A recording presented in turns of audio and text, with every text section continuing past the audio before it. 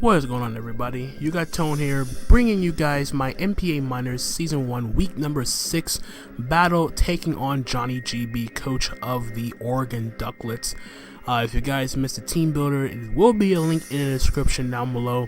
Feel free to check that out. But for a more condensed version of the team that I'm bringing into this battle, we have a Spadef Toxic, Terrakion, a offensive tank Lantern, a physically defensive Stealth Rock, Calm Mind, Life Orb, Clefable, SD 3 attacks, Mega Gallade, a Agility 3 attacks, Life Orb, Diggersby, and a Adamant Choice Scarf, Crobat. And you see that team that Johnny decides to bring. He does decide to bring the Piloswine, Terrakion, Kyurem-Black, Mega Alakazam, Decidueye, and the Klefki. So I got most of his team correct. The Terrakion, Kyurem-Black, Mega Alakazam I knew were coming 100%. The last three were a little bit iffy, but Klefki does ensure that stuff like Musharna doesn't get too carried away, although I think he had enough wall breakers and enough support options to prevent that from happening. Decidueye is just there to prevent my Diggersby from spamming return, again respectable, and Piloswine is more than likely going to be a Stealth Rocker, freeing up a Terrakion to be like a setup sweeper or something along those lines. So in terms of the potential lead for my opponent, I pretty much thought that he would lead off with a Piloswine, simply on the chances to get up his rocks early and try to counteract my potential lead, which was going to be at the very least Crobat, so I can get off a quick U-turn and get some momentum. I also could have let up with Clefable and gotten up rocks, but I wanted to keep my Clefable healthy for the Kyurem-Black and the Terrakion at the very least. So what I decided to do was to try to counteract his Piloswine lead to lead off with my Gallade. So that's what I'm going to end up doing here, as we're going to go right into this matchup and see how things fare. So I'm going to lead with my Gallade. He leads up with his Decidueye, and right away I make a mistake. Looking back at this battle now, there was at least 2 or 3 errors I made during the course of this battle. This was the first one. Knowing for a fact that while Gallade naturally outspeeds Decidueye, I literally had no reason. My thought process was just to click a Mega Evolve here and click Zen Headbutt to get damage off on Decidueye. But at the same time, what I should have really done in hindsight was not really double, but gone into my Terrakion, because Terrakion does resist Grass and Ghosts. But I was so concerned with the fact that I needed as much HP on Terrakion as I could to make sure Mega Alakazam doesn't get too carried away. So I decided to stay in and go for a Zen Headbutt, thinking, okay, everything's going to be all well and good.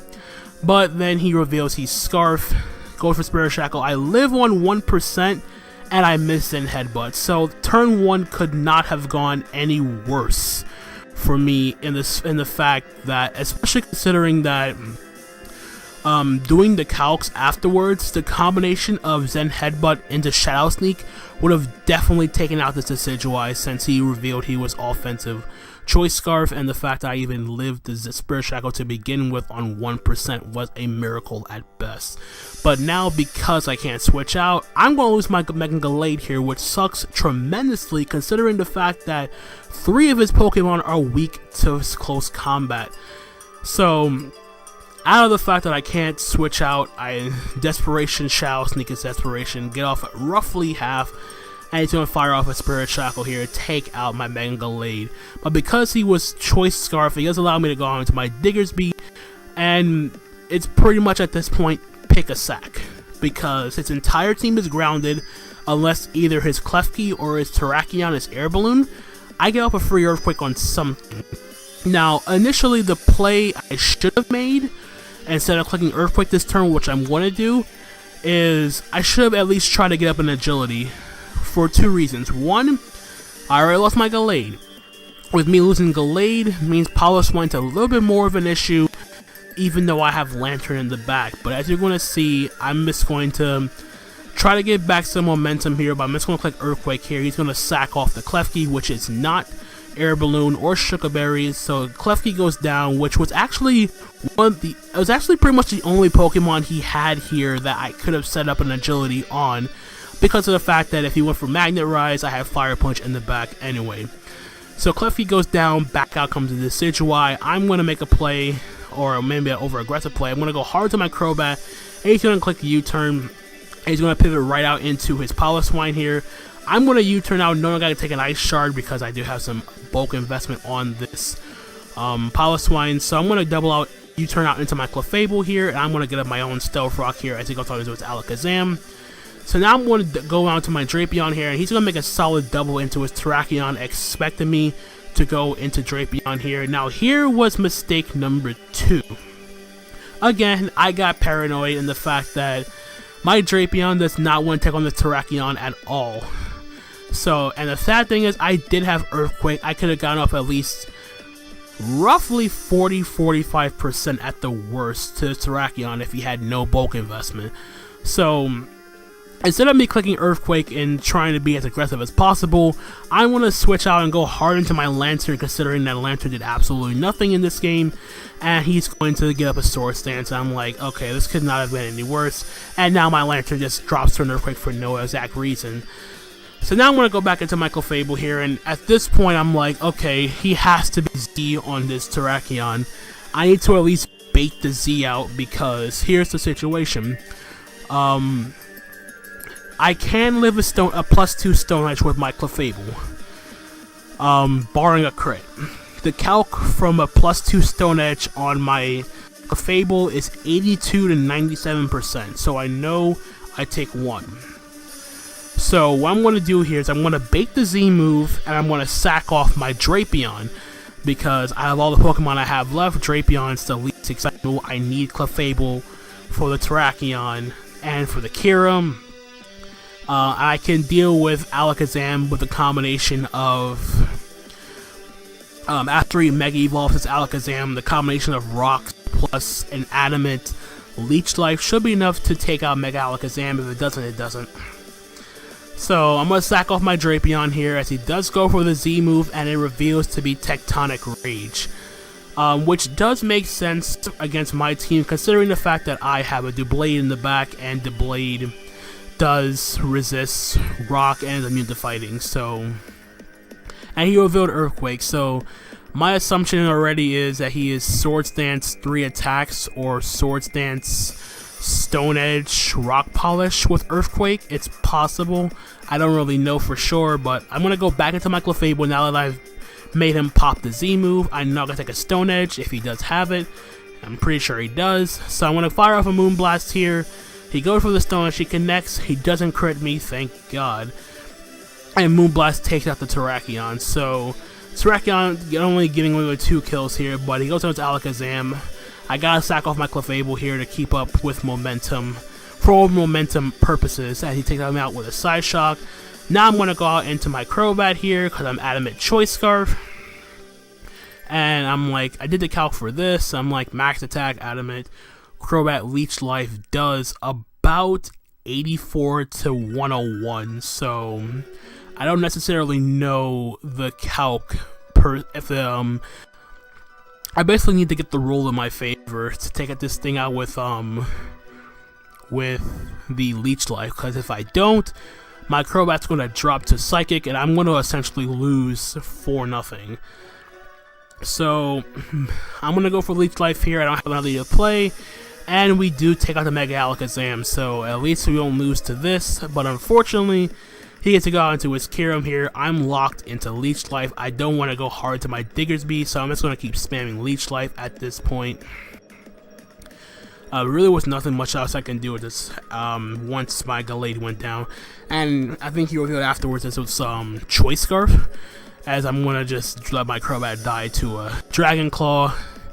And my last Pokemon is a Diggersby. I'm going to go for Agility this turn, as he does go for Dragon Claw. I'm going to Agility up. It was kind of pointless here, because it was either I was going to lose to the Scarf Decidueye, or I was going to lose to Piloswine. It was either one or the other. So I take out the Kyurem, he picks me up with a nice shard, down goes Diggersby, and we're going to end up losing this game 2-0 to the Oregon Duckletts. So first off, good game to Johnny. Sorry about that. There was a lot of plays that that could have been, I could have did a lot of things differently, but me getting off on a bad start with that turn 110 headbutt miss really threw me back. And in hindsight, I shouldn't have risked the Gallade like I did. I should have went to Terrakion. I didn't really need HP on my Terrakion. All I just needed to do was just at least prevent the Alakazam from considering going for Psychic. If he had Focus Blast or Hidden Power Ground, which I was actually expecting that over Focus Blast, because Focus Blast didn't really hit much outside of maybe Cradilly, but Cradilly had such a bad matchup that it didn't really make any sense in that regard, at least in my opinion. So